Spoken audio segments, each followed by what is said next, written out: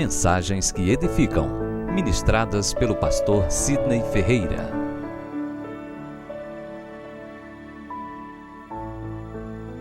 Quero convidar a amada igreja, em reverência à leitura da palavra, se colocar em pé e abrir a Bíblia na primeira epístola do apóstolo Paulo ao jovem pastor Timóteo, exatamente no capítulo 3, do versículo 1 em diante. Faremos essa leitura que será justamente a narrativa bíblica e o texto principal para a ordenação do santo ministério. Os irmãos encontraram? Posso ouvir um amém? Assim está escrito, 1 Timóteo capítulo 3, versículo 1. Permita-me ler esse versículo olhando para o jovem Rodolfo, evangelista Rodolfo. Fiel é a palavra. Se alguém aspira ao episcopado, excelente obra almeja. É necessário, portanto, que o bispo seja irrepreensível, esposo de uma só mulher, temperante, sóbrio, modesto, hospitaleiro, apto para ensinar, não dado ao vinho, não violento, porém cordato, inimigos de contenda, não avarento, e que governe bem a própria casa, criando os filhos sob a disciplina com todo respeito. Pois se alguém não sabe governar a própria casa, como cuidará da igreja de Deus? Não seja neófito, para não suceder que se ensoberbeça e incorra na condenação do diabo. Pelo contrário, é necessário que ele tenha bom testemunho dos de fora, a fim de não cair no opróbrio e no laço do diabo. Amém? Os irmãos, podeis sentar. Permita-me enfatizar o versículo 1, primeiro versículo, que diz: fiel é esta palavra. Se alguém aspira ao episcopado, excelente obra almeja. Podemos recitar juntos essa palavra? Fiel é a palavra. Se alguém aspira ao episcopado, excelente obra almeja ou deseja. Como quer, como queira, tanto faz. Meus amados, eu tive a honra e o privilégio de ser consagrado ao ministério pastoral com apenas 23 anos.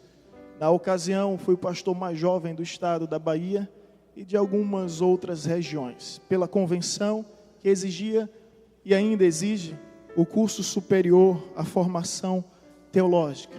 E eu fiz minha formação teológica no regime internato, no Seminário Teológico Pentecostal do Nordeste, Missão Canadense. Eu tive como meu reitor o pastor Thomas William Fodor. Ele é do Canadá, reside no Brasil há algumas décadas e é missionário nessa terra. E eu me recordo perfeitamente, nas primeiras aulas que eu tive com esse homem, ele disse o seguinte: a missão mais importante que Deus poderia confiar a um homem, a missão mais nobre e a missão mais sublime, é a missão do episcopado. Entre todas as missões que Deus poderia conceder ao homem, a mais sublime, a mais nobre, é a missão do episcopado. Diante dessas palavras, eu confesso que tremi e me estremeci. Mas também logo entendi que o pastorado é uma missão que não se baseia numa profissão que eu escolho fazer, mas é uma missão que se fundamenta na vocação que eu fui escolhido para ser. Pastor não é algo que eu faço, pastor é algo que eu sou. De modo que ser pastor é ser em todo tempo, em todo lugar. Ser pastor na igreja, mas você também é pastor no seu lar. Você é pastor para a igreja, mas você também é pastor para a sua esposa. Você é pastor para a comunidade, mas também você é pastor para os seus filhos. Não tem como desassociar aquilo que nós fazemos daquilo que nós somos. E o texto nos diz: aquele que aspira ao episcopado, excelente obra almeja. Parece em si uma aparente contradição, porque ninguém escolhe, como eu já disse, ser pastor. E a Bíblia nos diz em Hebreus 5:4, que ninguém tome essa honra para si, a não ser que seja escolhido por Deus, como o sumo sacerdote Arão. É um chamado da parte de Deus, é um chamado irrecusável e também irresistível.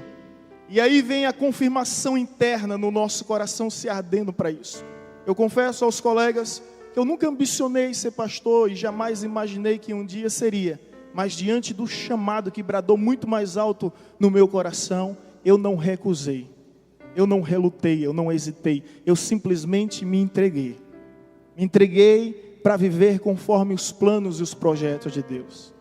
Ciente de que é uma vocação divina para as nossas vidas.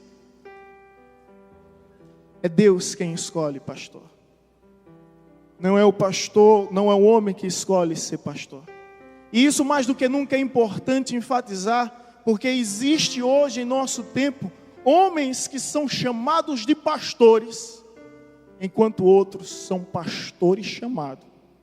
E eu sei que o evangelista Rodolfo é um pastor chamado. Não é chamado somente de pastor, que a gente vive em momentos difíceis, tempos conturbados, tenebrosos, onde o pastor Hernando Dias Lopes dizem que vivemos a crise dos 3P, onde a sociedade não confia mais, não tem mais credibilidade. O primeiro P, o P de polícia. O segundo P, P de político. E o terceiro P, colegas, você já imagina, né? É o P do pastor, que tem perdido a credibilidade, que tem perdido. Mas o meu compromisso em minha geração é resgatar justamente a imagem do pastor, como um homem consagrado, como um homem honrado, como um homem respeitado, como um homem espiritual, representante dos céus nessa terra. E é isso que eu instruo o jovem evangelista Rodolfo, a resgatar a imagem que infelizmente tem sofrido em nossos últimos dias, em nossos últimos tempos. Esse é o grande desafio. Conforme dizíamos, não é algo que você escolhe, mas é algo que você é escolhido. Mas a partir do momento que você compreende que de fato é escolhido, a Bíblia diz que aquele que aspira, que anseia, que anela, que deseja, que ama o episcopado, excelente obra almeja. E vocês perceberam comigo que não se trata meramente de um privilégio, mas tamanha é a responsabilidade apresentada. E o pastor Dr. Russell Shedd, no comentário bíblico da sua própria Bíblia que ele comentou, ele vai dizer o seguinte, que o pastor precisa de algumas virtudes. E é justamente essas virtudes que eu venho refletir e justamente instruir o jovem pastor evangelista Rodolfo. E as virtudes que ele apresenta nesse texto que foi lido, de uma maneira expositiva, são virtudes pessoais, são virtudes mentais, são virtudes morais e virtudes espirituais. Vamos tratar aqui de uma forma sucinta e bem breve e objetiva, sintetizando essa verdade abordada nessa passagem. Primeira virtude nos é apresentada como uma virtude moral.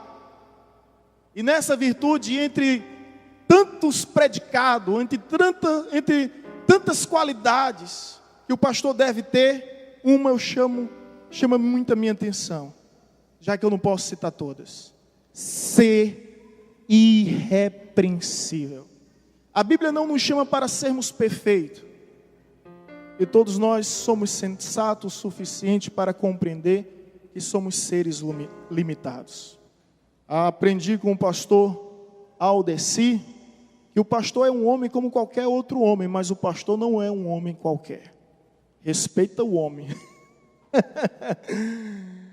É sujeito às mesmas falhas, aos mesmos erros, mas há uma unção sobre a vida do pastor que o capacita a cumprir a missão que Deus lhe confiou. A Bíblia não pede que o pastor seja perfeito. E entra em paranoia aquele que espera do pastor mais do que aquilo que ele pode ser. Eu costumo dizer que não sou onisciente, não sou onipresente, não sou onipotente, e graças a Deus por isso. Sou homem, como você, tenho as mesmas lutas, choro as mesmas lágrimas, sinto as mesmas dores. E Deus nos diz ao profeta Ezequiel: olha, vós pastores, homens sois.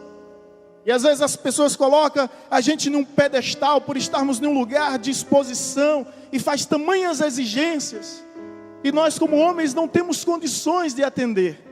Não sou guru, não sou pediatra, babá, não estou em um orfanato, estou em uma igreja de pessoas saradas, de pessoas restauradas.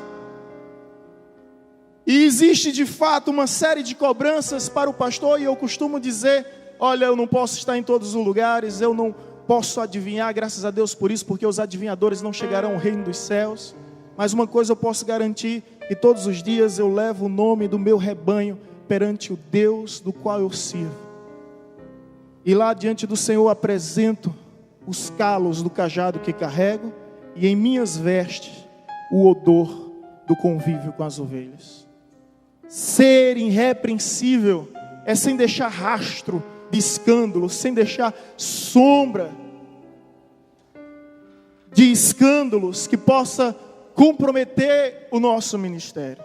Então a primeira virtude moral, e essa virtude enfatizo para o meu colega, meu amigo, o pastor Rodolfo: seja irrepreensível. Seja irrepreensível diante dos homens. Você não precisa ser perfeito, seja apenas irrepreensível. Costumo dizer que eu não posso evitar que as pessoas falem mal de mim, mas uma coisa eu posso e farei até o fim: que o que elas falem seja verdade. Uma coisa é o que dizem, outra coisa é o que de fato é. Por isso que eu não me incomodo mais com o que fala, porque o grande problema existe justamente em quem fala. O problema não é o que fala, mas sim quem fala. E termos essa graça da parte de Deus para desenvolvermos essa virtude moral: ser irrepreensível. Não permita, meu amigo, que ninguém tire o direito de andar com a cabeça erguida em todos os lugares. Não permita que ninguém roube a sua honra ou menospreze o seu chamado. Ande com a cabeça erguida sem presunção.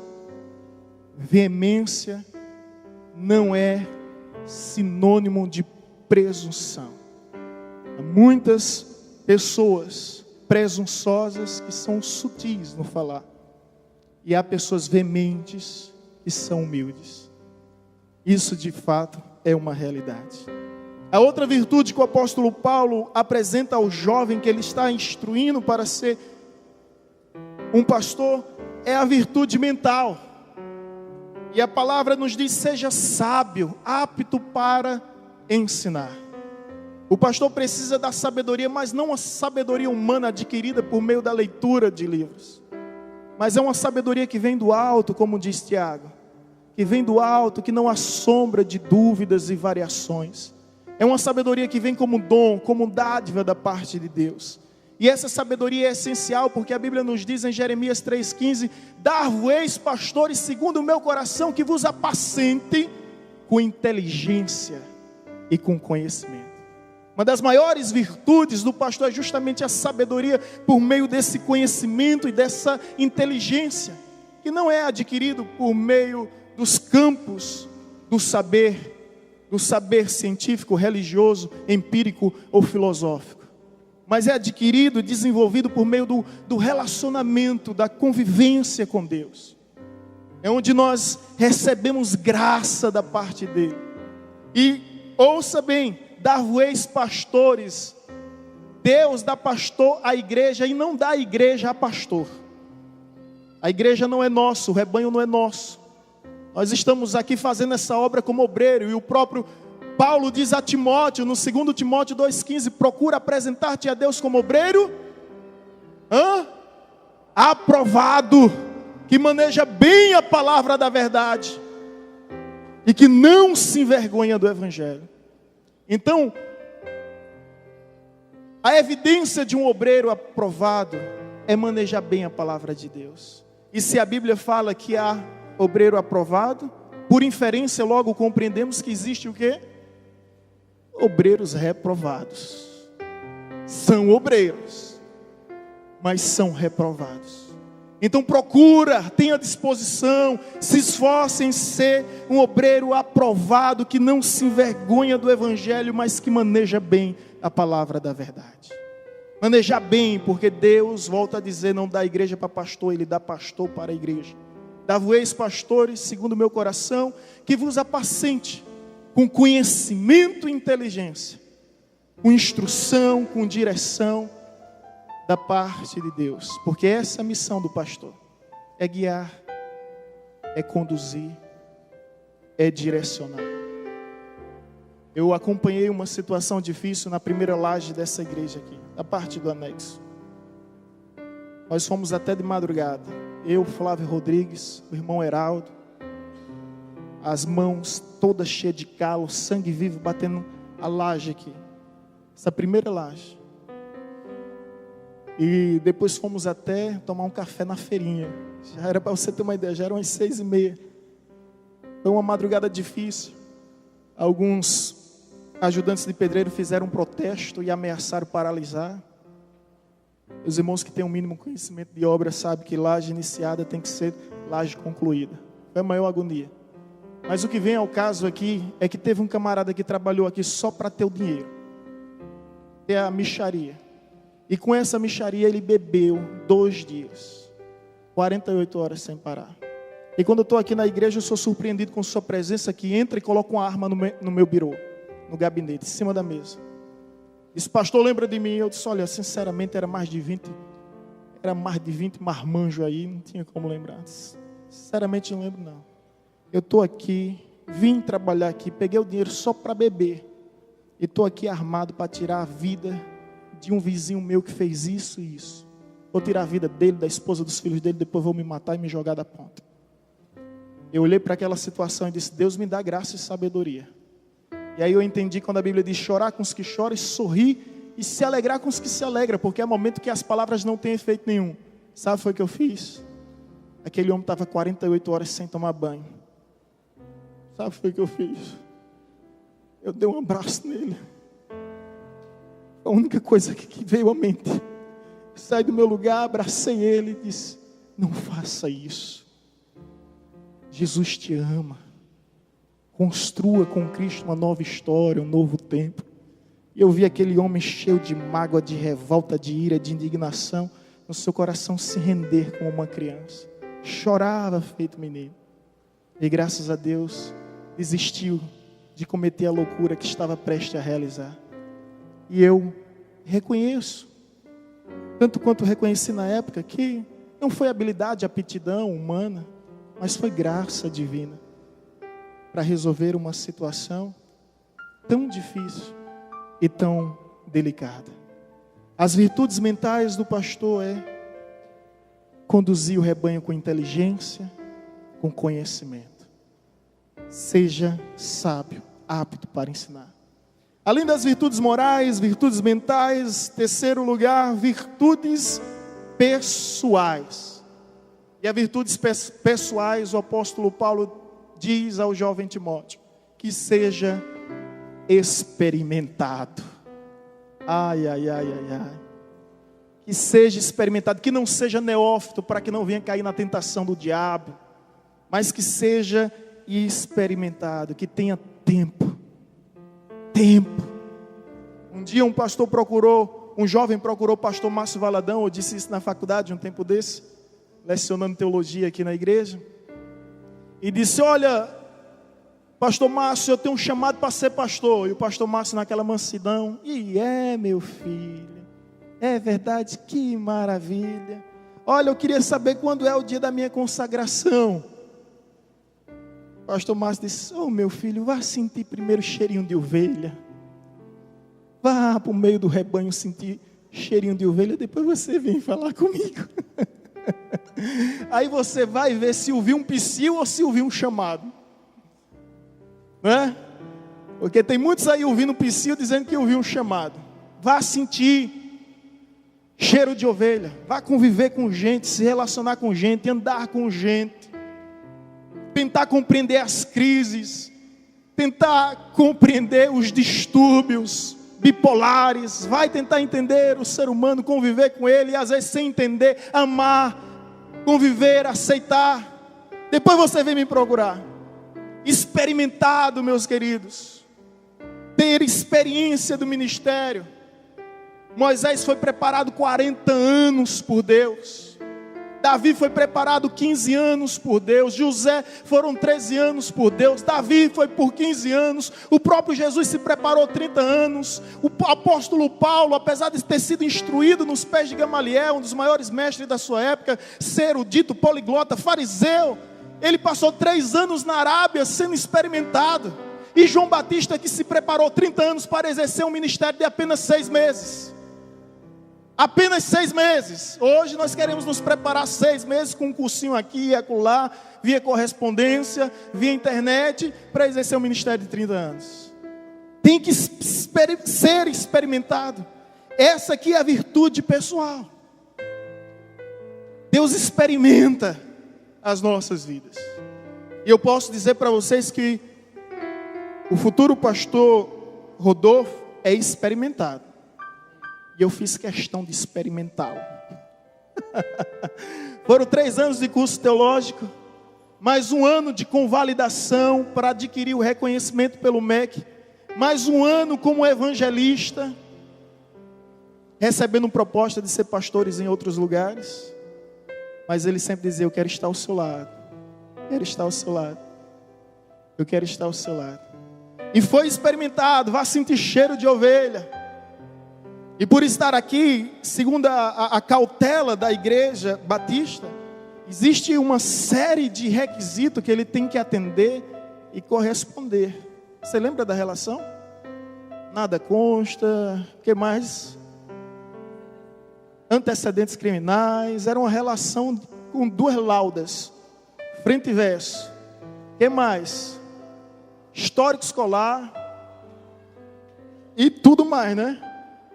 Aí, os diplomas, e ainda tive um gabinete com sua esposa de quase 2 horas, apesar de estarmos sempre juntos, né? Apesar de estarmos sempre juntos, ser experimentado. Deus não usa calouro, essa é a verdade. Pastor, mas Deus usou por um momento. A jumenta foi usada por um momento, mas não deixou de ser jumenta, não é verdade? A burra foi usada por Deus por um momento, mas não deixou de ser burra. Davi venceu Golias, foi extraordinário. Mas antes de vencer Golias, ele vencia ursos, ele vencia leões. E depois de vencer Golias, sabe o que aconteceu? Vá aprender a manejar espada. Vá aprender a levantar escudo. É a história de Davi. Deus não usa calouros. Por isso a experiência é essencial para a vida do pastor, e não sou eu que estou inventando nem inovando, está escrito, estou apenas explanando com graça o que está escrito. Última virtude de um pastor, além da moral, da mental, da pessoal, é a virtude espiritual. E o texto nos diz no versículo 9, conservando o ministério da fé, com a consciência limpa. A fé. A Bíblia diz que o justo viverá pela fé. O justo não vive de sorte, de acaso, de coincidência. Ele não vive de simpatia. Nós pastores somos chamados para viver pela fé. Evidentemente, sobre uma direção, sobre uma visão da parte de Deus. Mas na consciência de que sem fé é impossível agradar a Deus. É verdade que nesses discursos alguns têm fé demais, e venhamos e convenhamos, não cheira bem. É uma fé, não é uma fé irracional, incoerente, ilógica, mas é uma fé baseada numa visão e na direção da parte de Deus. E eu vejo essa fé no meu nobre colega ao ponto de recusar várias outras propostas, ao ponto de viver um momento difícil na sua vida e entender que se tratava de um chamado. E hoje, diante de toda a igreja, diante de todo o povo de Deus, diante dos meus colegas de ministério, eu tenho a honra de consagrar não simplesmente um obreiro, mas um amigo. E eu dou uma instrução aos colegas que aqui estão. Permita-me essa instrução. Eu apresentei o pedido de Rodolfo ao ministério da igreja e eu disse 3 motivos para ele ser pastor. O primeiro motivo é chamado confirmado internamente e externamente. Segundo motivo, experimentado. Ele foi experimentado pelo pastor, pela igreja, em diversas áreas e diversas formas. E terceiro motivo, é porque meu amigo. É porque é meu amigo. Se não fosse, ia ser consagrado lá no Afeganistão. Esse terceiro motivo, ele sabe o quanto é importante. Porque Jesus, diante dos apóstolos, antes de confiar a missão que lhe foi concedida, ele diz: já não vos chamo de servo, eu chamo de amigos. E a partir dali, Jesus confia a missão aos apóstolos. Porque quando há amizade, não existe formalidade. Quando há amizade, não existe hierarquizações. Quando há amizade, existe cumplicidade. Quando há amizade, existe o respeito mútuo. E longe de mim, atenção, senhores, cometer a loucura de pastorear, ou melhor, de consagrar um obreiro a pastor pelos seus talentos, pelas suas aptidões, pelas suas capacidades mentais, pessoais, morais e até mesmo espirituais, se ele não for meu amigo. Vá para a Cisjordânia. Vá para a Arábia.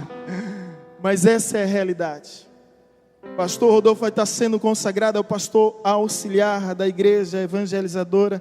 E é uma promessa que Deus fez à esposa dele quando ele ainda estava no mundo. Eu, ouvindo Regina, já sabia essa história, mas foi muito bom ela confirmar. Ele ainda estava no mundo. Deus dizia: eu tenho um chamado na vida dele, ele vai ser consagrado. Regina quase ri igual a Sara. Lembra da risada de Sara? Será possível? E Deus confirma essa promessa. Um dia Rodolfo teve um sonho, ele estava no último banco. E ele diz nesse sonho que eu desci do altar, fui lá, peguei ele e trouxe ao meu lado. Eu ainda me lembro quando ele me contou esse sonho. Faz uns 5, 6 anos. Olha o momento que o sonho vem se realizar. 5 ou 6 anos. Eu quero te dizer, meu amigo Rodolfo, e que você grave essas palavras no seu coração. Quanto mais crescemos no reino de Deus, é para melhor servirmos. Quanto mais privilégio adquirimos, mais responsabilidade devemos. Quanto maior nós nos tornamos, melhor devemos ser. Então, quando crescemos no reino de Deus, apenas cresce a nossa responsabilidade de servir melhor, de atender melhor, e assim melhor ser e melhor viver. A Bíblia nos fala de alguns títulos dados entre os homens a pastores. O pastor é visto como conselheiro, como professor. O pastor é visto na sociedade como um mestre, como um guia, como um sábio. Essas são alguns títulos que nos é dado. Não é verdade, colegas? Mestre, sábio, conselheiro, guia, professor. Assim os homens nos chamam. Mas ouça bem, Deus não nos chama de mestre, Deus não nos chama de conselheiro, nem de guia, nem de sábio, nem de profeta, nem de professor.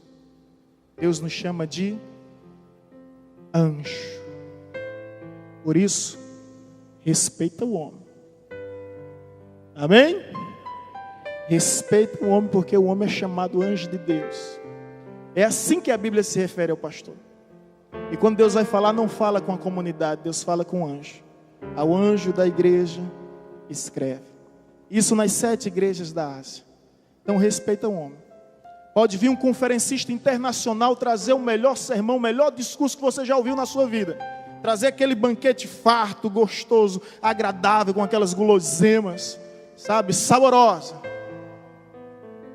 Mas não se esqueça do feijãozinho de arroz do seu pastor. Porque esses camaradas, eu conheço essa vida de pregador itinerante, os colegas sabem, ou não, é verdade ou não é verdade que eu vou dizer, eles têm 4 sermões e pregam em tudo que é lugar. Eu dividi o quarto com um pregador itinerante, o cara tinha um sermonário com 6 sermões e ele pregava em tudo que é lugar. Agora vai o pastor repetir uma mensagem. Por isso respeita o feijãozinho e arroz do pastor.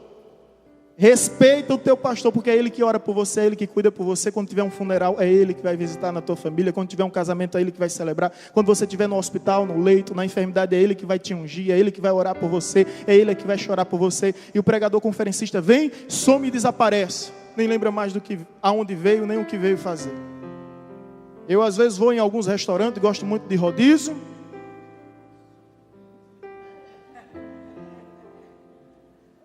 Eu acho que eu estou começando a falar bobagem. Estive agora com o Caprino no Sal e Brasa, não foi? Levamos lanche lá ao bar. Foi uma bênção, hein?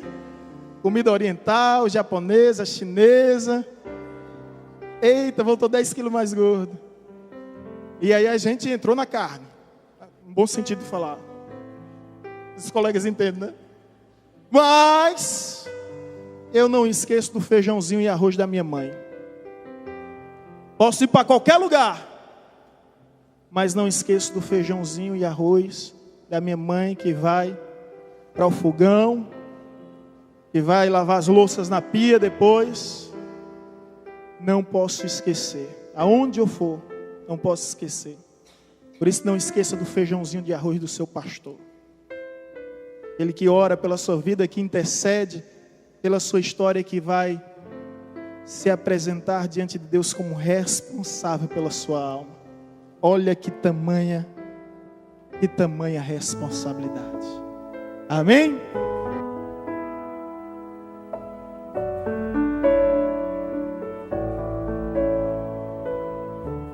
Você acabou de ouvir uma mensagem ministrada pelo pastor Sidney Ferreira, da Igreja Batista Evangelizadora.